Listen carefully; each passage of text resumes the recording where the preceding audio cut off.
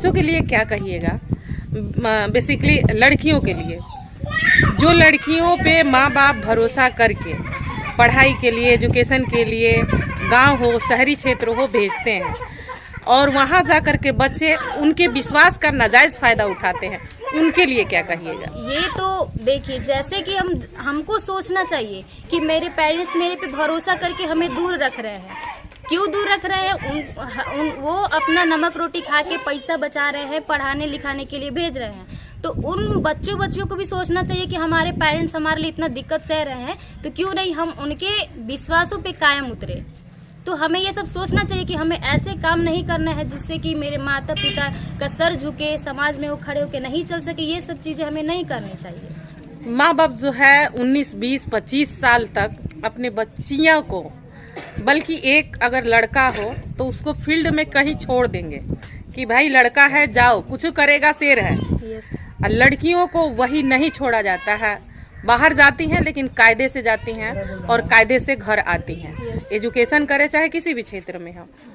वो जो लड़कियां हैं माँ बाप का जो धोखा दे करके, आंखों में धूल झोंक करके उनके विश्वास को गलत तरीके से यूज कर रही हैं और कहीं ना कहीं चल करके आगे उन्हीं को धोखा खाना पड़ रहा है। ये तो है कि जैसी करनी वैसी भरनी, कहा जाता है कि जैसी करनी वैसी भरनी। इसलिए हमें कोई भी काम करनी चाहिए तो सोच समझ के करनी चाहिए, क्योंकि अगर पेरेंट होता है कि जो गधा खोदता है वो उसी में गिरता है। अच्छा। बोलते हैं ऐसा, तो इसलिए हमें वो काम नहीं करनी चाहिए कि हमें भी जाके उस चीज को फेस करना पड़े। मैंने मतलब मेरे घर में मेरे पेरेंट्स मतलब राजी नहीं थे कि तुम मेडिकल कोर्स करो।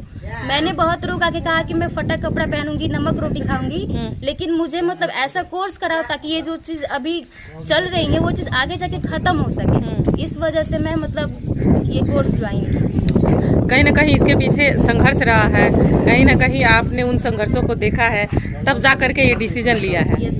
तभी तो इस प्रकार से आप घर से दूर जा करके अपने कोर्स की तैयारी कर रही हैं। अच्छा, उन बच्चों मेरा क्या था कि हम लोग का इकोनॉमिक कंडीशन इतना सही नहीं था कि हम मेडिकल कोर्स ज्वाइन कर सके। तो हम लोग के टाइम पे ये था कि पूरी तरह से डेवलप नहीं था, कोचिंग्स नहीं थे, तो हम लोग बहुत दूर दूर तक मतलब साइकिल से हम लोग पढ़ने जाते थे। तो हम लोगों ने भी मतलब कोचिंग किया, पढ़ा। तो अभी मैं BSc कर रही हूँ, नर्सिंग कर रही हूँ, डॉक्टरी कोर्स है। तो अभी मैं 3rd ईयर के स्टूडेंट हूँ। तो मैं अभी अब कोर्स अपना जारी रखी हूँ और आगे भी ऐसा जारी रहेगा। अच्छा, डॉक्टर बन जाइएगा तो क्या कीजिएगा? डॉक्टर बन जाऊंगी तो मेनली यही रहता है कि सबका तो अपना ये कि मेडिकल फील्ड वाले सेवा करते हैं, तो मेरा भी वही मोटो है कि मतलब मैं दूसरों की सेवा करूं। अच्छा। एक्सपीरियंस लूं तो और लोगों का सेवा पैसे में भी किया जाता है। डॉक्टर जब बन जाते हैं तो अच्छा है, अपना क्लिनिक खोल लेते हैं और बस आओ और जाओ, माल कमाओ, बस यही होता है। तो मेरा ये मोटो नहीं है। मेरा ये है कि मैं अब जीने के लिए भाई तो आज के टाइम पे पैसा जरूरी है, तो मुझे वो सब भी देखना है। और जिस हालात से मैं भी गुजरी हूँ कि पैसा क्या होता है, एक गरीब परिवार के बच्चे कैसे जाते हैं, पढ़ते हैं, लिखते हैं, तो मुझे दूसरों की फीलिंग्स को भी समझना है कि क्या है। अगर मैं उनके पास है तो हाँ मैं ले सकती हूँ, नहीं है तो हाँ मैं फ्री में भी सेवा करूँगी। ऐसा नहीं है कि मतलब पैसे लूँगी लूटूंगी, ये सब नहीं है मेरे।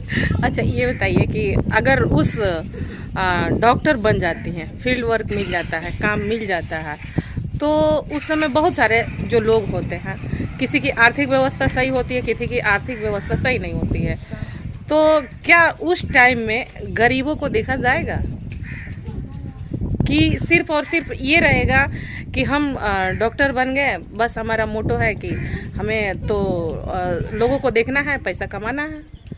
नहीं मैम, ऐसा तो सबका देखने का नज़रिया अलग अलग होता है। मेरा अपना यही है कि मैं जिस सिचुएशन से गुजरी हूँ उस जगह पे मैं भी दूसरों को रख के भी सोचूंगी कि हाँ, क्योंकि यहाँ पे मेरा मकसद यही था मेडिकल फील्ड सेलेक्ट करने का कि घर में किसी को भी मतलब किसी चीज़ की ज़रूरत पड़ती थी, ये इंजेक्शन छोटा सा लेना रहता था तो घर के लोग को दूर दूर तक जाना रहता था, डॉक्टर्स के पास पैसे देना पड़ता था।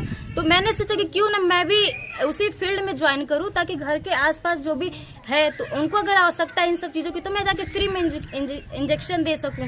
ये सब चीज़ मेरा रहता है। आपका नाम क्या हुआ? मेरा नाम पूनम पड़ित है और मेरा घर बली पुनक है। जैसे सुमन सर के यहाँ सारे बच्चे जाते हैं वैसे मेरी आंटी की लड़की भी जाती हैं पढ़ने।